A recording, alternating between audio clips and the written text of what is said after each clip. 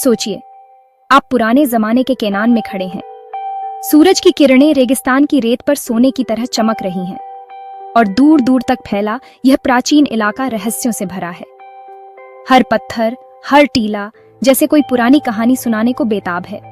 आपके सामने एक विशाल पत्थरों का मंदिर खड़ा है, जिसकी दीवारें समय की मार झेल चुकी हैं। यह मंदिर कभी शक्ति और श्रद्धा का केंद्र रहा होगा, जहां लोग दूर दूर से आकर प्रार्थना करते थे। मंदिर का दरवाजा रहस्यों से भरा है और हवा में धूप और देवदार की तीखी खुशबू तैर रही है। यह खुशबू आपको सदियों पुराने अनुष्ठानों की याद दिलाती है, जब लोग देवताओं को प्रसन्न करने के लिए धूप जलाते थे। ये बाल का घर है, एक ऐसा नाम जिसे बाइबल में डर और फुसफुसाहट के साथ लिया जाता है, इज्जत के साथ नहीं। बाल एक रहस्यमय और विवादित देवता, जिसकी छाया आज भी इतिहास में गूंजती है। बाल इसराइल की कहानी पर एक परछाई था, एक ऐसा देवता जिसे कभी प्रेम और श्रद्धा मिली तो कभी घृणा और विरोध। उसकी मूर्ति के सामने जलती हुई आग मानो प्राचीन लोगों की उम्मीदों और डर का प्रतीक थी। अपने अनुयायियों के लिए बाल सिर्फ एक देवता नहीं था, वह तूफान था, बारिश थी, हरियाली थी, खेतों की उपज थी, जीवन का स्रोत था। लोग उसकी पूजा में अपने दिल की गहराइयों से प्रार्थना करते ताकि उनकी जमीन हरी भरी रहे। उसकी पूजा बड़े जोश और विश्वास के साथ की जाती थी, क्योंकि वह समृद्धि और खुशहाली का वादा करता था। लेकिन बाइबल की कहानियों में बाल को अक्सर एक बहकाने वाला, लोगों को गलत राह पर ले जाने वाला बताया गया। लेकिन इतिहास सिर्फ विजेताओं की कहानी नहीं है। बाल की कहानी शक्ति, विश्वास और खोए हुए रहस्यों की कहानी है। उसकी पूजा के प्रमाण आज भी पुरानी वस्तुओं और शिलालेखों में मिलते हैं, जो उसके युग की झलक देते हैं। यहोवा और बाल के बीच की लड़ाई सिर्फ दो देवताओं की नहीं थी, बल्कि एक पूरे राष्ट्र की आत्मा, उसकी पहचान और उसके भविष्य के लिए थी। ये संघर्ष सदियों तक चलता रहा और इसकी गूंज आज भी सुनाई देती है। हमारी यह यात्रा उस भूले हुए देवता की गूंज को खोजेगी, जिसकी विरासत आज भी रहस्यमय है। बाल की कहानी हमें याद दिलाती है कि इतिहास के हर कोने में कोई न कोई अनसुनी फुसफुसाहट छुपी होती है, जिसे सुनना बाकी है। बाल को समझने के लिए हमें उस दुनिया को देखना होगा जिस पर उसने राज किया था। केनान, किसानों की जमीन जो कुदरत के रहम पर थी। बाल, जिसका मतलब मालिक है, हदाद था, तूफान का देवता, बारिश और जीवन लाने वाला। उसकी पूजा मौसमों की तरह थी, बारिश के लिए उसे जगाने के लिए रीति रिवाज, कटाई के लिए उत्सव। उग्रित के मिथक बाल की काओस के साथ लड़ाइयों के बारे में बताते हैं, जो जीवन की जीत को मौत पर पक्का करते हैं। ये कहानियां उम्मीद और मतलब देती थी, जिससे बाल जिंदगी के लिए जरूरी बन गया। नए इजरायली सेटलर्स के लिए फसलों पर बाल की शक्ति बहुत अल्यूरिंग थी। बाल की पूजा करना सिर्फ बगावत नहीं थी, ये प्रैक्टिकल था, परिवारों का पेट भरने का एक तरीका था।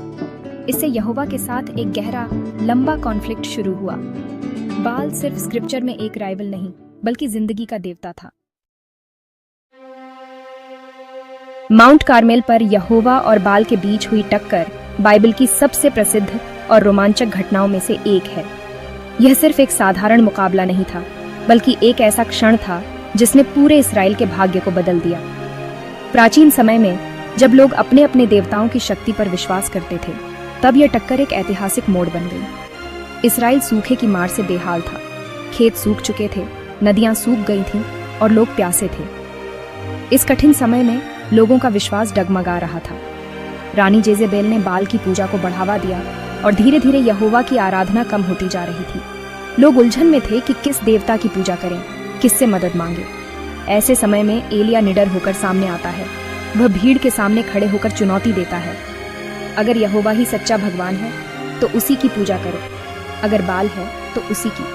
अब फैसला होना चाहिए। एलिया दो वेदियां बनवाता है, एक यहोवा के लिए, एक बाल के लिए। दोनों पर बलिदान चढ़ाए जाते हैं। शर्त साफ है, जो देवता अपनी वेदी पर आग भेजेगा वही सच्चा भगवान माना जाएगा। ये एक दिव्य परीक्षा थी। बाल के 450 पैगंबर सुबह से शाम तक चिल्लाते हैं, नाचते हैं, अपने शरीर को घायल करते हैं, बलिदान चढ़ाते हैं, लेकिन कोई जवाब नहीं आता। आसमान शांत है, कोई चिन्ह नहीं, सिर्फ गहरा सन्नाटा। एलिया व्यंग्य करता है, और जोर से चिल्लाओ, शायद तुम्हारा देवता सो रहा है या कहीं चला गया है। बाल के पैगंबर थककर चूर हो जाते हैं, लेकिन फिर भी कुछ नहीं होता। अब एलिया की बारी आती है। वह यहोवा की टूटी हुई वेदी को फिर से बनाता है, उस पर बलिदान रखता है और उसे बार बार पानी से भिगोता है, इतना कि वेदी के चारों ओर पानी भर जाता है। फिर वह गहरी प्रार्थना करता है, यहोवा से अपनी शक्ति दिखाने की विनती करता है। अचानक आकाश से आग गिरती है, वेदी, बलिदान, लकड़ी, यहाँ तक कि पत्थर और पानी भी जलकर राख हो जाते हैं। यह एक चमत्कार था जिसे देखकर सब दंग रह जाते हैं। लोग घुटनों के बल गिर पड़ते हैं, जोर जोर से चिल्लाते हैं, यहोवा वही सच्चा भगवान है।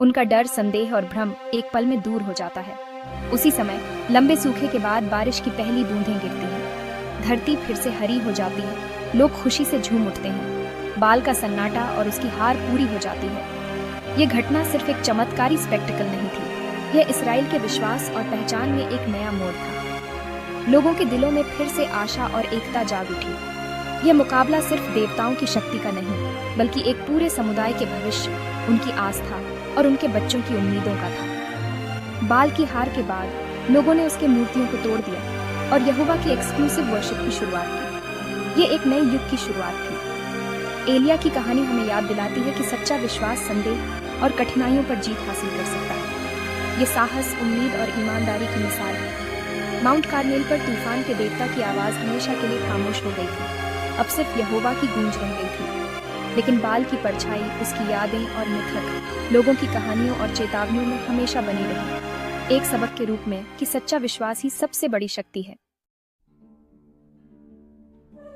बाल एक देवता नहीं था, बल्कि कई थे। हर शहर का अपना मालिक था। टायर का बाल, सिदोन का बाल, कार्थज का बाल हम्मो, हर एक की अपनी खासियत और रस्में थीं। इस एडेप्टेबिलिटी ने बाल की पूजा को हर जगह फैलाया और मजबूत बनाया। कुछ रूप अच्छे थे जो फसलों से जुड़े थे, दूसरे जैसे बाल हम्मो गहरे प्रैक्टिसेस से जुड़े थे, यहाँ तक कि बच्चों की बलि से भी। बाइबल ने इन भेदों को धुंधला कर दिया, सबको मूर्ति पूजा कहकर निंदा की। पैगंबरों के लिए कोई भी बाल यहोवा के एक्सक्लूसिव दावे के लिए खतरा था। बाल के कल्ट की कम्प्लेक्सिटी ने उसे फैसिनेटिंग और खतरनाक दोनों बना दिया। आखिर में इसराइल की कहानी में सभी बाल एक विलेन बन गए। बाल का असर केनान से बहुत दूर तक फैला, जिसे फोनीशियन नाविकों ने भूमध्य सागर के पार पहुंचाया। जहां भी वे बसे, कार्थेज, साइप्रस, स्पेन, उन्होंने बाल के मंदिर बनाए। कार्थेज में बाल हम्मो मुख्य देवता बन गया, जो सिविक और मिलिट्री जीवन का केंद्र था। बाल की छवि स्थानीय देवताओं के साथ मिल गई। मिस्र में सेट, ग्रीस में ज्यूस, रोम में सैटर्न। उसकी अडेप्टेबिलिटी ने उसे प्रकृति की शक्ति का एक यूनिवर्सल प्रतीक बना दिया। लेकिन जैसे जैसे कार्थेज रोम से टकराया, बाल की रेपुटेशन खराब होती गई। रोमनसन ने उसके अनुयायियों पर बच्चों की बलि देने का आरोप लगाया। चाहे यह सच हो या नहीं, इन कहानियों ने बाल को पश्चिमी यादों में एक सिनिस्टर फिगर बना दिया। कार्थेज के पतन ने बाल की सार्वजनिक पूजा का अंत कर दिया, लेकिन उसकी लेजेंड का नहीं। बाल का डिक्लाइन, धीरे धीरे हुआ जीत, एसिमिलेशन और मोनोथेइज्म के उदय ने उसकी शक्ति को कम कर दिया। असीरियन, बेबीलोनियन, पर्शियन और ग्रीक नए देवता लाए। बाल को या तो अपना लिया गया या भुला दिया गया। इसराइल में एलिया जैसे पैगंबरों ने उसकी पूजा को मिटाने की कोशिश की, उसे अल्टीमेट विलेन के रूप में फिर से दिखाया। हिब्रू बाइबल ने उसकी किस्मत सील कर दी, यहोवा की जीत को परमानेंट बना दिया। रोम की जीत और ईसाई धर्म के उदय ने काम पूरा कर दिया। बाल के मंदिर गिर गए, उसका नाम एक याद बन गया। पुराने जमाने के अंत तक बाल एक भूत था, उसके मिथक दब गए, उसकी आवाज खामोश हो गई। कभी राजाओं और किसानों का देवता, वह इतिहास में एक फुटनोट बन गया। उसका ट्वाइलाइट युद्ध में नहीं, बल्कि समय के धीमी गति में खत्म हुआ। बाल गायब नहीं हुआ, वह ईसाई लोर में एक डीमन के रूप में फिर से पैदा हुआ। मध्यकालीन लेखकों ने उसे नरक का राजकुमार बना दिया, ग्रिमवार्स में एक डिमोनिक फिगर। उसका नाम बुराई के लिए शॉर्ट हैंड बन गया, कहानियों, खेलों और हॉरर फिल्मों में दिखाई देता है। फिर भी कुछ आधुनिक ऑकल्टिस्ट्स बाल को प्रकृति की शक्ति के प्रतीक के रूप में फिर से अपनाते हैं, बुराई के रूप में नहीं। वह एक पॉप कल्चर विलेन है, लेकिन प्राचीन प्रकृति आधारित आध्यात्मिकता से भी जुड़ा हुआ है।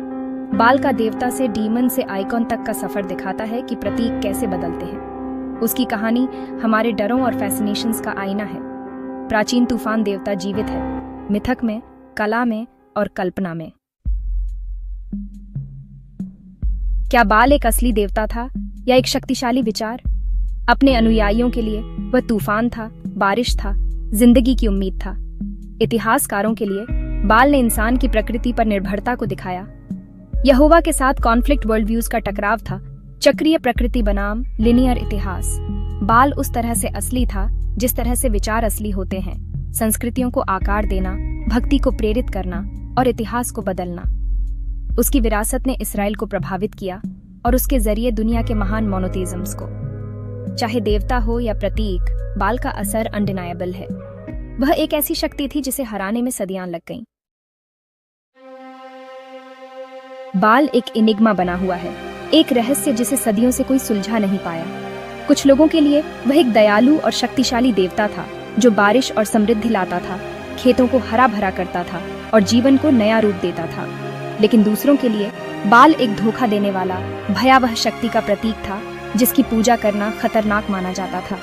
वह एक स्थानीय देवता था जिसकी पूजा छोटे गांवों से लेकर बड़े शहरों तक होती थी। एक शाही डीईटी जिसे राजाओं ने अपने राज्य की रक्षा के लिए बुलाया, एक डीमन जिसे दुश्मनों ने डर के साथ देखा, और एक लेजेंड जिसकी कहानियां आज भी जीवित हैं। उसके मंदिर कभी नियर ईस्ट पर हावी थे, विशाल स्तंभ और भव्य द्वार जो दूर दूर तक उसकी शक्ति का संदेश देते थे। अब वह इतिहास में एक भूत है, उसकी उपस्थिति केवल खंडहरों और धुंधली यादों में बची है। बाल की कहानी हमें याद दिलाती है कि सबसे शक्तिशाली देवता भी समय के साथ मिट सकते हैं।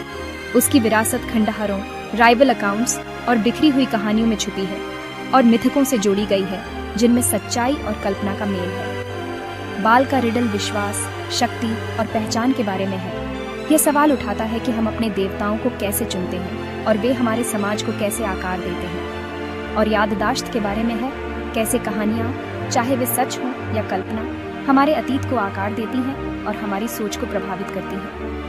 बाल की गाथा यह भी दिखाती है कि इतिहास केवल विजेताओं की कहानी नहीं है, बल्कि उन लोगों की भी है जिन्हें भुला दिया गया। आर्कियोलॉजी एक नायक को उजागर करती है, जहां बाइबल ने एक विलेन देखा था।